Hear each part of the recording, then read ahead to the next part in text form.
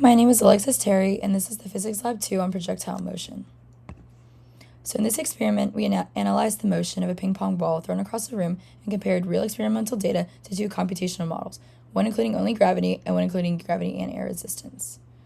So in this lab, we applied Newton's second law, which states that the change in momentum of a system is proportional to the net force acting on it. So the key forces involved in this experiment are gravitational force, which pulls objects downward with a force equal to mg, and drag force, which acts opposite direction of motion and increases with speed. So the purpose of this lab was to observe two-dimensional projectile motion using video analysis and tracker, and then compare that observed trajectory to computational simulations, one without drag and one with drag. And this helps us to understand how real-world motion differs from idealized models. So this slide shows the core equations used in our computational models. So we have the velocity update formula, which comes directly from Newton's second law, and it updates velocity based on net force and time step. And second, we have the position update formula, which updates position using average velocity. There we have the drag force equation, which shows that drag increases with the square of velocity and acts opposite motion. So because a ping pong ball has a very low mass and a relatively large surface area, drag significantly does affect its trajectory. That's why including air resistance does give a more realistic model. So in this experiment, the system is the ping pong ball. The mass was 0.02383 kilograms, and the initial position was defined as the origin. And everything else in the room was considered the surroundings. We uploaded the video into Tracker and used a calibration tool to measure real distances, and after release, the ball followed projectile motion.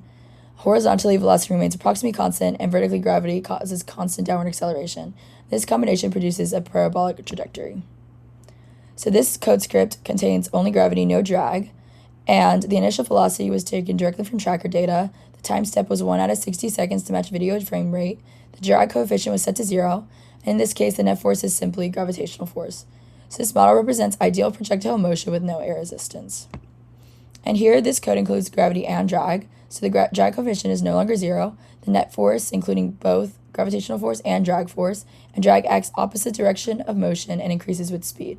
So this model does better represent real-world motion, especially for lightweight objects like a ping pong ball.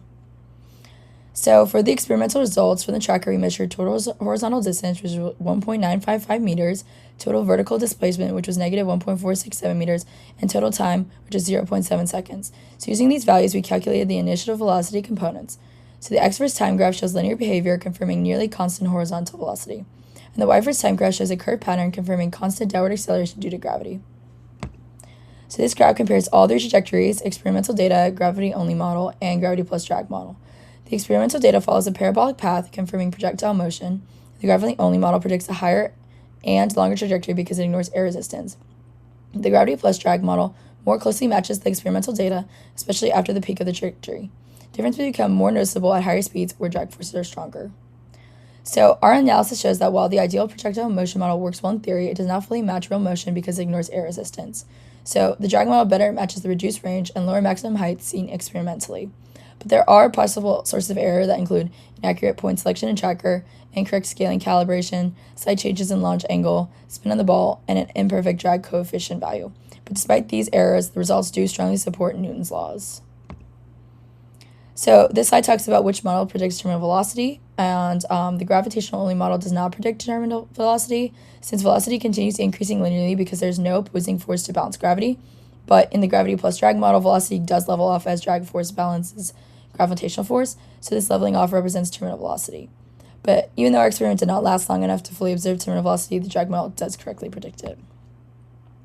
So for our what-ifs and overall meanings, if the ball were thrown straight upward with the same initial speed, it would remain in the air longer, and it would first slow to 0 velocity and maximum height and then fall back down.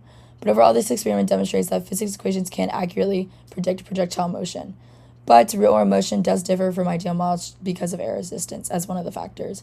So comparing computational models to experimental data can help us connect physics theories like Newton's laws to real-world observations. Thank you so much.